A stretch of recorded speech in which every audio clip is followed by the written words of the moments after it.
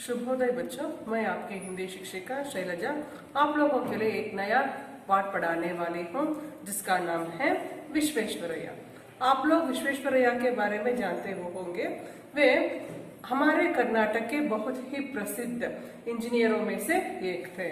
उनको याद करने के लिए हम हमेशा इंजीनियर्स डे भी मनाते हैं। उनसे संबंधित आज का लेसन है धन्य है विश्वेश्वरैया। उन्होंने अपने जीवन में क्या क्या काम किया और वे कैसे थे, कैसे पढ़े, इन सभी के बारे में इस पाठ में अब हम पढ़ेंगे। अभी बढ़ते हैं पीपीटी की ओर बच्चों। पीपीटी में मैंने लेसन को लगाया है, फिर भी आप लोग टेक्स्ट बुक खोलिए। पन्ने का नंबर है 31, दैट इज 31। मैं पाठ को पढ़ रही हूँ। धन्य है विश्वेश्वरैया। अनन्या, रमैया, मैं अप्पा के साथ अपने गांव मुड्डनहल्ली गई थी। रमैया, अरे वाह अनन्या, तुम्हारा गांव मुड्डनहल्ली है। वह तो the most celebrated engineer Mokshagundam Visvesvaraya का जन्म स्थान है। क्या तुमने उनका स्मारक स्थल देखा? अनन्या, हाँ देखा। यही तो तुम्हें बताना चाहती हूँ कि वहाँ के लोग उनके स्मारक को बिल्कुल मंदिर की तरह पूजनीय और पवित्र मानते हैं। तो यहाँ पर दो बच्चों के बीच में बातचीत चल रही है, अनन्या और रमैया। अनन्या कह रही है रमैया से, यहाँ पर आप लोग देख सकते हैं मुड्डनहल्ली। मुड्डनहल्ली वह तो हिंदी में लिखा गया है, उसे अगर हम लोकल भाषा में यानी स्थलीय भाषा में अगर हम उसको कहेंगे तो उसका नाम है मुद्देनहल्ली। तो अभी मैं इसको ट्रांसलेट कर रही हूँ आप लोगों को। Ananya says that she went to Muddanahally, that is her father's village. Hearing to that one, Ramaiya started asking, had you been to Muddanahally? That is the village of Mokshagundam Vishveshwaraya. He was known as one of the most celebrated engineer in the world. Had you been to his monument also? Have you visited there? He is asking. Ananya, yes, I went there. She says, हाँ देखा। यही तो तुम्हें बताना चाहती हूँ कि वहाँ के लोग उनके स्मारक को बिल्कुल मंदिर की तरह पूजनीय और पवित्र मानते हैं। So she says that yes, I had been there. When I went there, I saw that the people, they are keeping the place really neat and clean, and they like God they are worshipping. So that is what the respect, because his deeds meant to people to do all such things. So that is what he became one of the famous person in this country also. आनंद, क्यों न माने भाई, प्रदेश ही नहीं बल्कि राष्ट्र के निर्माण में उनका योगदान भुलाया नहीं जा सकता। उनके स्मारक में क्या क्या देखा? That is what Anand says. Not only in Karnataka, but even for the whole India, many good things were done by him. Not only for India, even for the world also, many engineers used to take his suggestions for all their big projects. So that's what he is respected. Ananya, वहाँ उनके पुरस्कार जैसे भारत रत्न उन्हें 1955 में भारत के आजाद होने के बाद मिला। अनेक उपाधियां, व्यक्तिगत वस्तुएं आदि थी। कृष्णा सागर बांध का मॉडल भी था। So Ananya says that when I went there, I saw so many things. In 1955, he was honored by Bharat Ratna, and not only that shield also is displayed there.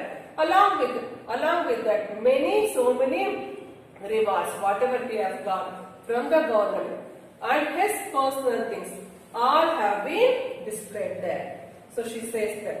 So इससे संबंधित कुछ PPT में कुछ slides है, उसको भी मैं आप लोगों को दिखाना चाहती हूँ। तो ये है विश्वेश्वरैया जी, जिसके बारे में मैं कह रही हूँ बच्चों। This is one of the famous personality in our India, and related to him, there is a small video which I would like to play to you. Just watch it, children.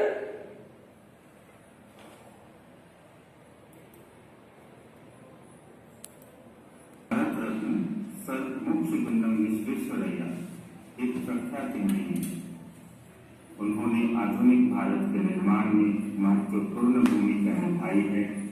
Bharat के निर्माण में उनके योगदान को देखते हुए उन्हें वर्ष 1955 में देश के सर्वोच्च नागरिक सम्मान भारत रत्न से अलंकृत किया गया था। भारत में उनका जन्मदिन इंजीनियर्स डे के रूप में मनाया जाता है। वो हैदराबाद शहर के बाढ़ सुरक्षा प्रणाली के मुख्य डिजाइनर और मैसूर के कृष्ण सागर बांध के निर्माण में मुख्य भूमिका निभाने वाले थे। तो आइए जानते हैं श्री विश्वेश्वरैया जी के बारे में। मोक्षगुंडम विश्वेश्वरैया का जन्म कोलार जिले के चिक्काबल्लापुर में 15 सितंबर 1860 को एक ब्राह्मण परिवार में हुआ था। उनके पिता का नाम श्रीनिवास शास्त्री तथा माता का नाम रंकाचम्मा था। उनके पूर्वज आंध्र प्रदेश के मोक्षगुंडम से यहाँ आकर बस गए थे। उनके पिता श्रीनिवास शास्त्री संस्कृत के विद्वान और आयुर्वेद चिकित्सक थे। जब बालक विश्वेश्वरैया मात्र 12 साल के थे तभी उनके पिता की मृत्यु हो गई थी। उनकी प्रारंभिक शिक्षा उनके जन्म स्थान पर स्थित एक प्राइमरी स्कूल में हुई। इसके पश्चात बेंगलोर के सेंट्रल कॉलेज से उन्होंने अपनी पढ़ाई पूरी की। 1881 में जब वे BA में फर्स्ट आए थे, उसके बाद मैसूर सरकार की मदद से इंजीनियरिंग की पढ़ाई के लिए पूना के साइंस कॉलेज में उन्होंने दाखिला लिया। सन 1883 में MCE और FCE परीक्षा में प्रथम स्थान प्राप्त करके उन्होंने अपनी योग्यता का परिचय दिया। मात्र 32 साल की उम्र में सिंध महापालिका के लिए कार्य करते हुए उन्होंने सिंधु नदी से सुखपुर कस्बे को जल आपूर्ति की जो योजना बनाई उसे सभी इंजीनियरों और वहाँ की सरकार ने बहुत पसंद किया। अंग्रेज सरकार ने सिंचाई व्यवस्था को दुरुस्त करने के उपायों को ढूंढने के लिए एक समिति बनाई। उनको इस समिति का सदस्य बनाया गया। इसके लिए उन्होंने एक नई ब्लॉक प्रणाली का आविष्कार किया।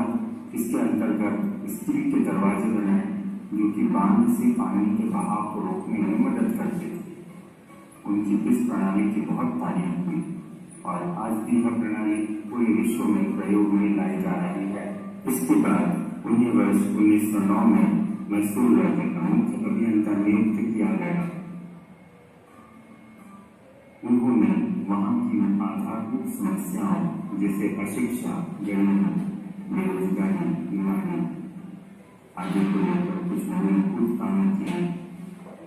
इन समस्याओं से निपटने के लिए उन्होंने इकोनॉमिक कॉन्फ्रेंस के गठन का सुझाव दिया। इसके बाद उन्होंने मैसूर के कृष्ण सागर बांध का निर्माण कराया। क्योंकि इस समय देश में सीमेंट नहीं बनता था, इसलिए इंजीनियर ने मोर्टार तैयार किया जो सीमेंट से ज्यादा मजबूत। मैसूर राज्य में उनके योगदान को देखते हुए मैसूर के महाराजा ने उन्हें सन 1912 में राज्य का दीवान यानी मुख्यमंत्री को नियुक्त कर दिया। मैसूर के दीवान के रूप में उन्होंने राज्य के शैक्षिक और औद्योगिक विकास के लिए बहुत प्रयास किए। उनके प्रयत्न से राज्य में कई नए उद्योग लगे। उनमें से कुछ प्रमुख थे जैसे चंदन तेल फैक्ट्री, साबुन फैक्ट्री, धातु और कोल टैनिंग फैक्ट्रीज। उनके द्वारा प्रारंभ किए गए कई कारखानों में से सबसे महत्वपूर्ण है Bhadravati iron and steel works और मैसूर चंदन सोप। सर एम विश्वेश्वरैया स्वेच्छा से 1918 में मैसूर के दीवान के रूप में सेवानिवृत्त हो गए। सेवानिवृत्ति के बाद भी वे सक्रिय रूप से कार्य करते रहे। राष्ट्र में उनके अमूल्य योगदान को देखते हुए 1955 में भारत सरकार ने उन्हें भारत रत्न से सम्मानित किया। 101 वर्ष की उम्र में 14 अप्रैल 1862 को श्री विश्वेश्वरैया का निधन हुआ। दोस्तों, उम्मीद है आपको हमारे हाँ बच्चों, आपने वीडियो में देखा कि विश्वेश्वरैया जी किस तरह वे मशहूर हुए, उन्होंने कैसे कैसे समाजमुखी कार्यों को किया, इन सब के बारे में हमने वीडियो में देखा। आप लोगों को भी जीवन में ऐसे ही रहना है, चाहिए ऐसे ही रहना है और समाज के लिए कुछ ना कुछ अगर हो सके तो गलत नहीं, सही कामों को आप लोगों को करना है, तो करेंगे ना। तो इसके साथ साथ मैं इस सेशन को अभी खत्म करना चाहती हूँ। तो मिलेंगे नेक्स्ट सेशन में, यानी इसी पार्ट से संबंधित अगले भाग में हम मिलेंगे। धन्यवाद बच्चों।